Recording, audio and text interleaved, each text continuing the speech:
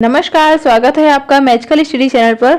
आज हम UGC net paper 2 विषय हिंदी से संबंधित छायावाद का भाग 1 लेकर आपके समक्ष उपस्थित हैं। तो आज के वीडियो में हम बात करेंगे छायावाद का परिचय एवं प्रवृत्तियां। तो इससे पहले अगर आपने अभी क्लासेस नहीं ज्वाइन की है तो आप प्लेलिस्ट में जाकर सभी वीडियो पुराने प्राप्त कर सकते हैं। और यदि आप चैनल पर नए हैं तो प्लीज़ चैनल को सब्सक्राइब करें और वीडियो उपयोगी लगे तो प्लीज़ लाइक जरूर करें। अगर कोई मानवीय त्रुटि हो जाती है किसी पीडीएफ में, किसी क्लास में, तो आप एक कमेंट करके ज़रूर बता दिया करें तो मैं उसको समय रहते सुधार कर सकूं। तो ये है प्लेलिस्ट से संबंधित लिंक जो कि आपको टेलीग्राम ग्रुप में और व्हाट्सएप ग्रुप में जब पीडीएफ प्राप्त होगी तो अगर आपको किसी भी पीडीएफ से संबंधित कोई जानकारी, अतिरिक्त जानकारी चाहिए है तो आप यहाँ से क्लिक करके उस टॉपिक से रिलेटेड वीडियो देख सकते हैं। तो चलिए शुरू करते हैं आज का वीडियो, तो जो कि संबंधित है छायावाद से। तो छायावाद की समय सीमा सबसे पहले समझते हैं, कब से कब तक रही है। तो छायावाद का विकास द्विवेदी युगीन कविता के पश्चात हुआ। समांतर छायावादी काव्य की सीमा जो है वो 1918 ईस्वी से 1936 ईस्वी तक मानी जाती है।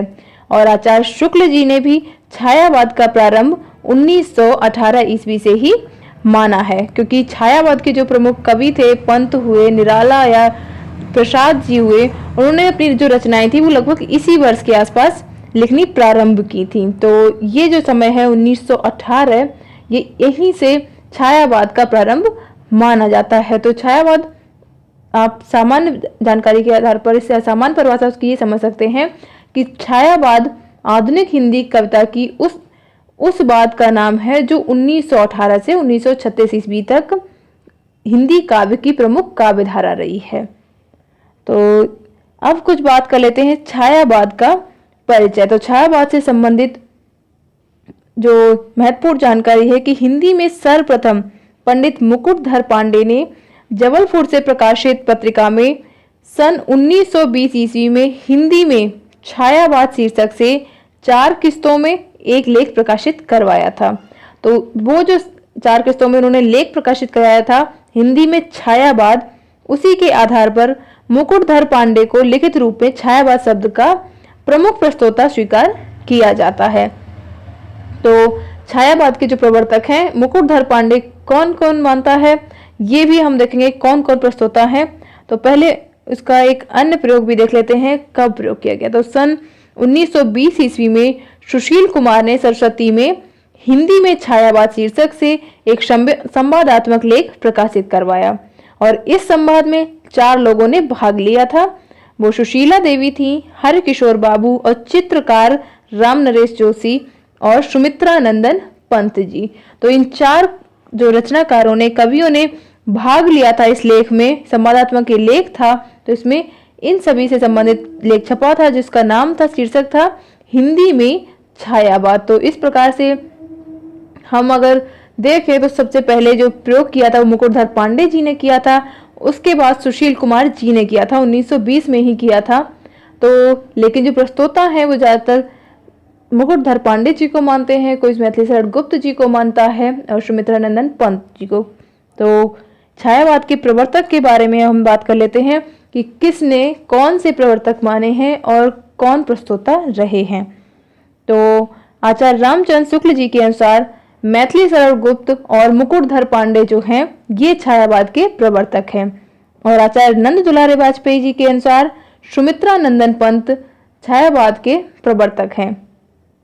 और प्रभाकर माचवी जी के अनुसार माखनलाल चतुर्वेदी छायावाद के प्रवर्तक हैं।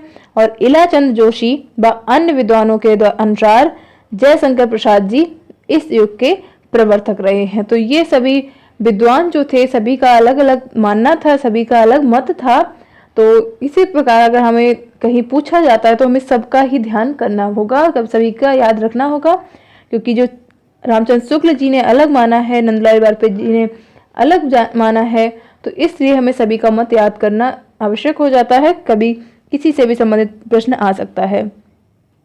तो अब बात करते हैं छायावाद से संबंधित कुछ परिभाषाएं जिनके आधार पर आप समझ सकते हैं कि छायावाद किसे कहा गया था। छायावाद की जो परिभाषाएं हैं उसके आधार पर आप समझ सकेंगे छायावाद मूलतः है क्या।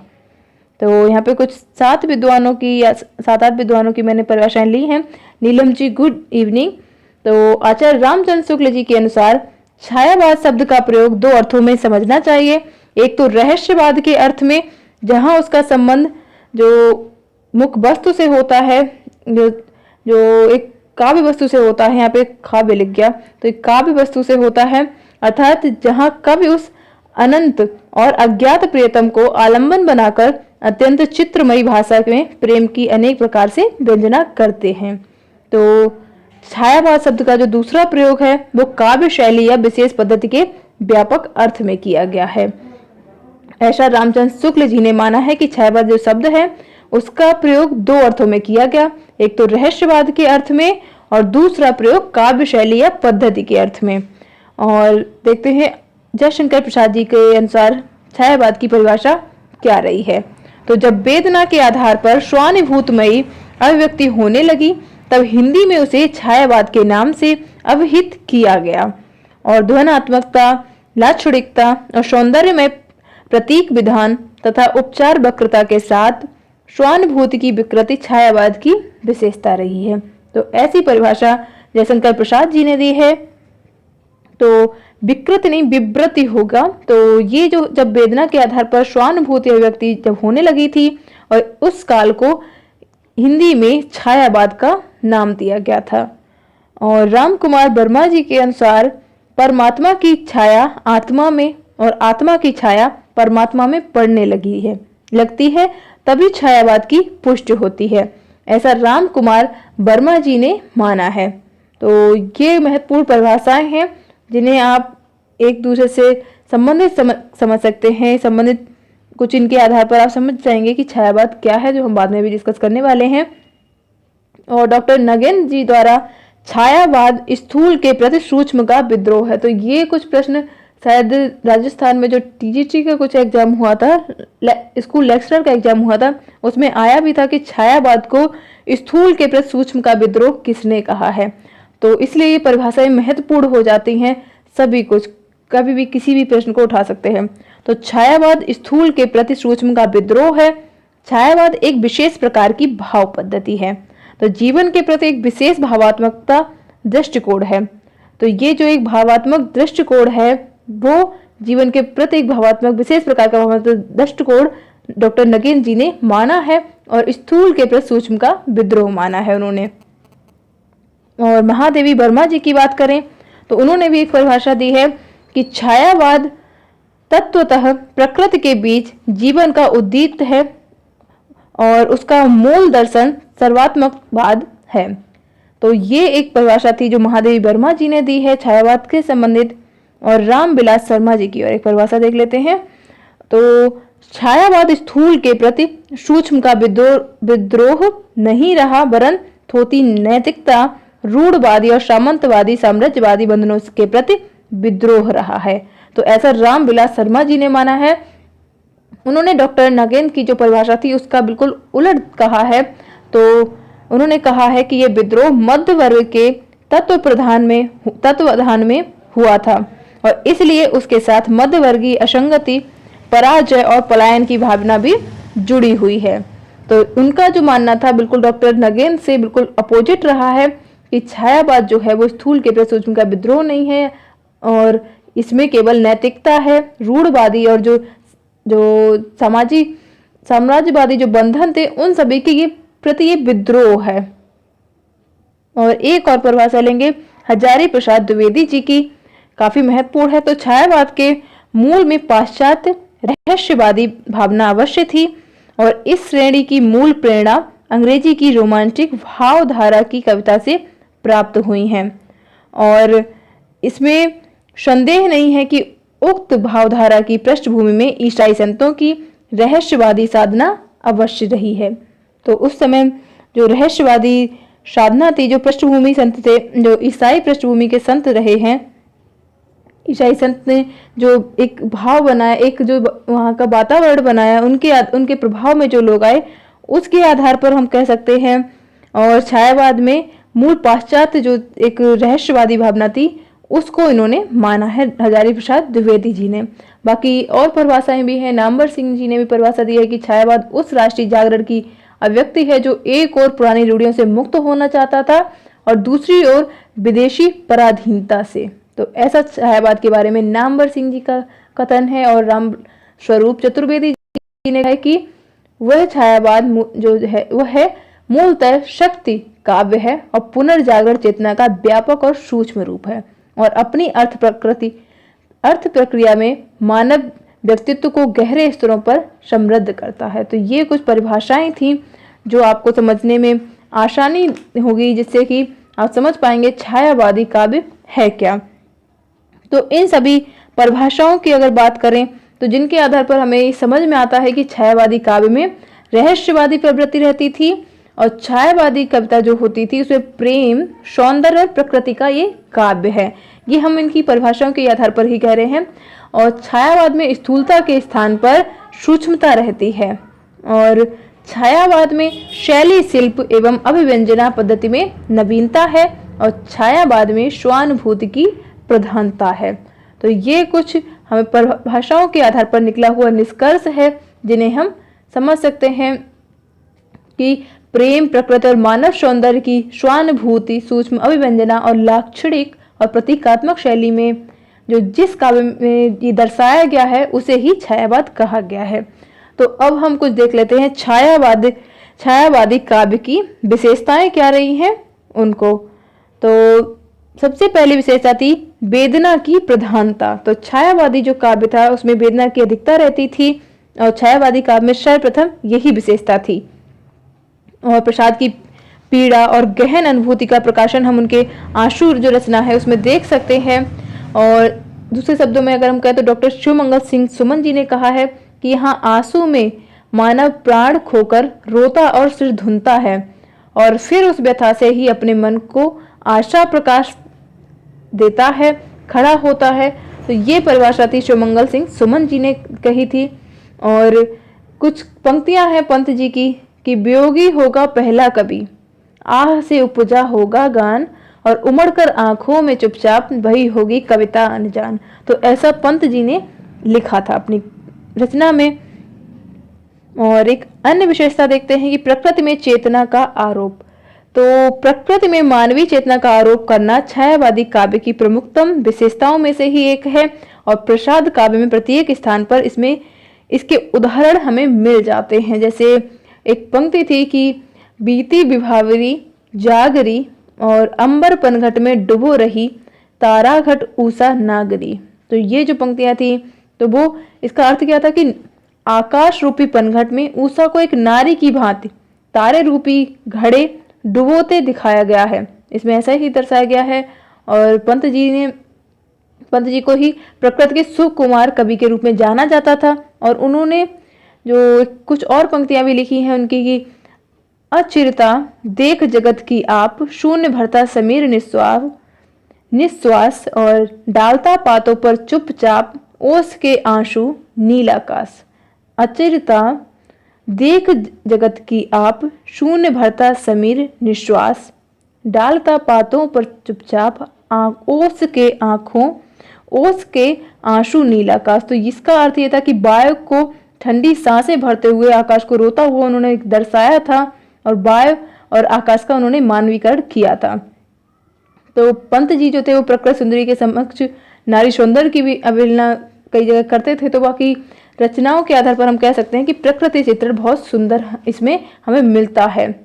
और सूक्ष्म सौंदर्य चेतना, तो इसमें क्या है कि छायावादी काव्य द्विवेदी युगीन की अतिशय आदर्शवादिता की प्रतिक्रिया स्वरूप जन्मा था। तो द्विवेदी युगीन जो हमने द्विवेदी युग की जो विशेषताएं देखी उसमें नैतिकता रहती थी, उसमें समाज को एक अच्छा संदेश देने का प्रयास किया जाता था। एक आदर्श जो प्रतिक्रिया दिखाई जाती थी, कविताएं जो होती थी वो एक आदर्श स्वरूप होती थी। तो वो सभी इसमें आदर्शवादिता के प्रतिक्रिया स्वरूप ये जन्मा था छायावाद। तो अतः इसमें चेतना परिलक्षित होती है। और कामायनी के संपूर्ण श्रद्धा काव्य में इसके उदाहरण सहजता से हमें मिल जाते हैं। और जैसे चंचला स्नान कर आए चंद्रिका पर्व में जैसी, उस पावन तन की शोभा अलोक मधुर सी थी वैसी।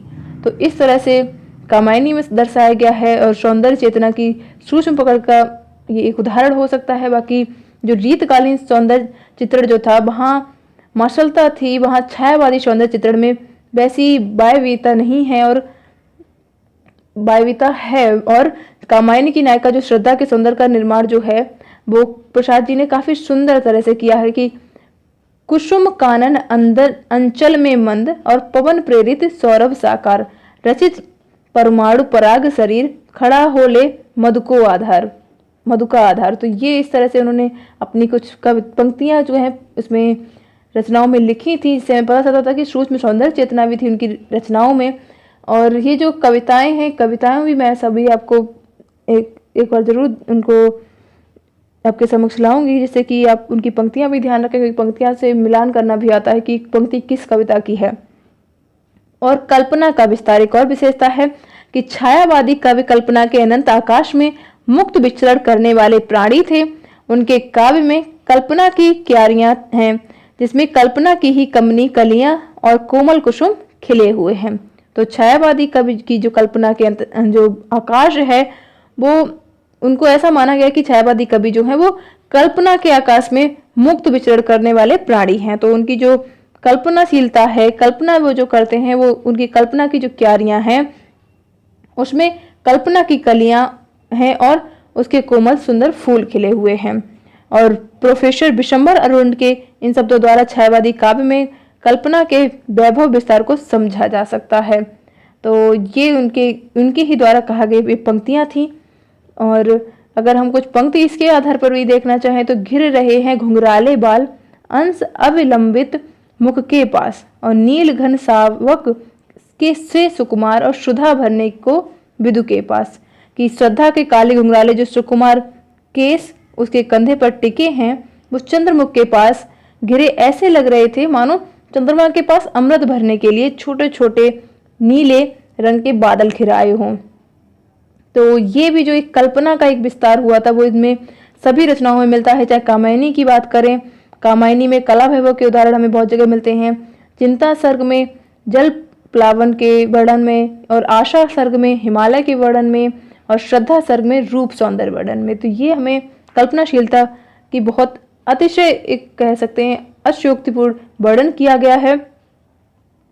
और एक अन्य विशेषता देखते हैं व्यक्तिक अनुभूति की प्रधानता। तो छायावादी कवियों का अपना एक संसार है और उनका काव्य व्यष्टिपरक अधिक है, समष्टिपरक कम, जबकि इससे पूर्व के द्विवेदी युगीन काव्य में समष्टिगत भावनाओं और विचारों का प्रकाशन अधिक मिलता है। तो जैसे प्रसाद जी की जो झरना है या लहर की जो अधिकांश कविताएं, वो अगर हम आंसू को छोड़ दें, आंसू के अतिरिक्त जो उन्हें छंद मिलते हैं, चाहे झरना की बात करें या लहर, वो व्यक्तिक अनुभूतियों का ही प्रकाशन करते हैं।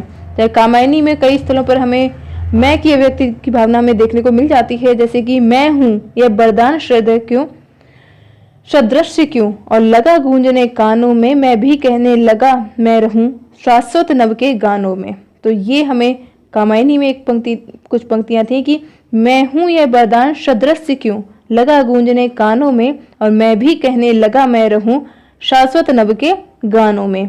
तो इस तरह से, और जो महादेव वर्मा जी ने लिखा था कि मैं नीर भरी दुख की बदली, तो इस तरह से जो हमें दर्श दिखा है इनकी रचनाओं में, तो वो व्यक्तिकता का भाव दिखा है। इसमें व्यक्तिक अनुभूति पर आधारित रचनाएं भी हमें प्राप्त हुई हैं। और अगला जो है विशेषता अगली कि नारी की गरिमा का गान। तो भारतीय युगीन कविता एक नारी को प्रेम विलास की पुतली बनाकर भोग्या के रूप में चित्रित किया गया था उसमें। और अगर हम द्विवेदी युग की बात करें तो उसमें उनकी कविताओं में नारी की एक प्रकार से उपेक्षा की गई थी। तो उपेक्षा तो नहीं, उसमें और भी रचनाएं काफी मिल भी जाती हैं कई कई हमें, तो परंतु छायावादी में जो है वो नारी की गरिमा महिमा को पहली बार पहचान कर उच्छल उद्दांत रूप में प्रस्तुत किया गया। तो उतने महान रूप से एक नारी को सर्वश्रेष्ठ रूप से दर्शाने का जो कार्य हुआ वो छायावादी युग में हुआ था। चाहे कामायनी के लज्जा सर्ग में हम नारी महिमा के जो चित्र हमने इसमें देखते हैं, तो वैसे हिंदी में तो क्या हम कहें तो संसार में किसी भी साहित्य में कठिनाई से ही मिलेंगे जितना उसमें नारी का वर्णन खूब अच्छे से किया गया है। और कुछ हम अगर नारी के गरिमा की बात करें तो उससे कुछ पंक्तियां देख लेते हैं। नारी तुम केवल श्रद्धा हो विश्वास रजत नग पग तल में और पीयूष स्रोत सी बहा करो जीवन के सुंदर समतल में। और तो नारी के बारे में ये जो पंक्तियां हैं, इनका जो आपको अगर ये सुनना हो, अगर आपको ये याद करनी हो, तो आप कुमार विश्वास जी ने इसको गाया भी है, तो आप इसको ऐसी पंक्ति के आधार पर सर्च कर सकते हैं, आपको मिल जाएगा यूट्यूब पे। तो उनके स्वर में बहुत सुंदर पंक्ति जो आपको बहुत जल्दी याद भी होगी, तो एक बार आप उनको जरूर पढ़ें, सुने जरूर। और अगला है रहस्य भावना। तो छायावादी कवि प्रकृति के वैभव विस्तार के पीछे अनुभूय रहस्यमयी परमात्मा शक्ति को निहित मानते हैं, इसलिए उनके काव्य में रहस्य भावना का प्रकाशन भी हमें मिलता है। तो रहस्य भावना जो है वो भी इसमें बहुत मिलती है। तो प्रसाद जी का ही काव्य से एक और बात कर लेते हैं कि छिप जाते हैं और निकलते आकर्षण में खींचे हुए और तृण विरुद्ध लहलहे हो रहे किसके रस से खिंचे हुए। और अगर पंत जी की रचना की बात कर लो तो मौन निमंत्रण में उनकी एक कविता थी कि स्तब्ध ज्योत्सना में जब संसार चकित रहता शिशुसा नादान, विश्व की पलकों पर सुकुमार विचरते हैं तब स्वप्न अजान। तो इस तरह से निराला जी हुए या महादेवी वर्मा जी हुई, तो इनके सभी की रचनाओं में रहस्यवादी प्रवृत्ति हमें प्रमुखता से मिल जाती है। और मानवता की महत्ता मिलती है रचनाओं में कि धर्म, जाति और संप्रदाय राष्ट्र से ऊपर उठकर मानव को महान मानने की प्रकृति भी इस काव्य में हमें मिलती है। तो जैसे सुंदर है बेहद सुमन सुंदर, मानव तुम सबसे सुंदरतम। तो इस तरह से उन्होंने मानवता को सबसे ऊपर दर्शाया है। और श्रद्धा द्वारा जो संदेश दिया गया था मानवता की विजय पताका है कि जैसे कि शक्ति के विद्युत कण जो व्यस्त और विकल बिखरे हो निरुपाय, समन्वय उनका करे समस्त, विजयनी मानवता हो जाए। तो इस तरह से एक दर्शाया गया है जो राष्ट्र से धर्म, जाति और संप्रदाय राष्ट्र से ऊपर उठकर मानव धर्म को इसमें सबसे ऊपर दर्शाया गया है। और लाक्षणिकता की प्रधानता इसमें काफी मिल जाती है कि छायावादी काव्य में लक्षणा की प्रधानता रही है और शब्द की इस दूसरी शक्ति को जैसे समर्थ अभिव्यक्ति छायावादी काव्य में हुई है वैसी कहीं अन्य काव्य में देखने को नहीं मिलती है। तो जैसी हमें लाक्षणिकता इन रचनाओं में मिलती है छायावादी रचनाओं में, वैसी हमें कहीं और नहीं देखने को मिलती है। तो एक उदाहरण ले लीजिए, सभी का उदाहरण डिस्कस कर ही रहे हैं, तो कि पगली हाँ संभाल ले कैसे और छूट पड़ा तेरा अंचल, देख बिखरती है मणिराजी अरि उठा बेशुद्ध चंचल। तो जहाँ एक रात्र को एक ऐसी नायिका माना गया है जहाँ आंचल के तारे रूपी मड़ियाँ जो भरी पड़ी हैं, आंचल में जो है वो तारे रूपी मड़ियाँ भरी पड़ी हैं जो इधर उधर बिखर रही हैं। तो इस तरह से लाक्षणिकता की इनमें प्रधानता रहती थी, इस तरह से दर्शाया जाता था। और एक और विशेषता है कि नए अलंकारों का प्रयोग। तो पाश्चात्य काव्य के संपर्क में आने के कारण मानवीकरण विशेषण आदि पाश्चात्य अलंकारों का प्रयोग छायावादी काव्य में धड़ल्ले से होने लगा था, यानी बहुत अधिकता से होने लगा था।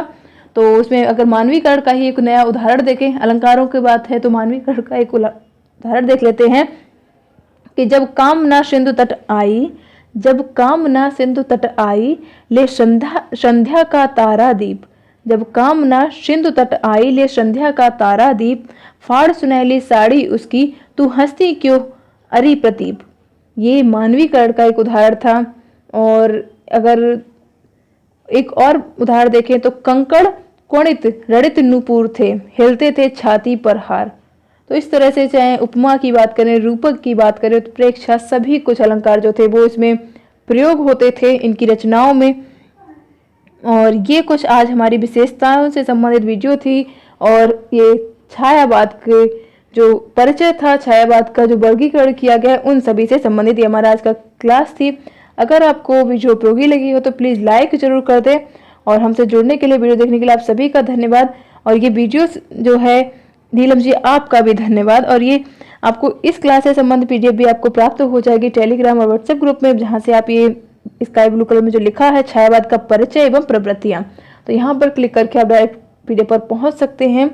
और कल मॉर्निंग की क्लास हो सकता है थोड़ा सा जल्दी हो जाए, क्योंकि मॉर्निंग में थोड़े लेट जो छोटी छोटी क्लास हो जा रही हैं और सिलेबस अभी हमारा काफ़ी पड़ा हुआ है, तो हो सकता है 6:30 पर क्लास स्टार्ट हो जाएगी। तो अगर आप बाद में जुड़े तो बाद में देख सकते हैं, और बाकी हो सकता नहीं, होगी ही, सुबह 6:30 बजे ही क्लास होगी कल। तो सभी जुड़े उससे। और अगर आपको कोई भी इसमें किसी भी पीडीएफ में आपको कहीं पे कोई भी वीडियो में आपको कोई त्रुटि लगती है, कोई मानवीय त्रुटि हो जाती है, तो आप प्लीज़ उसको बता दिया करें, कमेंट करके या फिर पर्सनल मैसेज करके आप हमें बता सकते हैं। मेल आईडी है हमारी magicalstudy.email@gmail.com।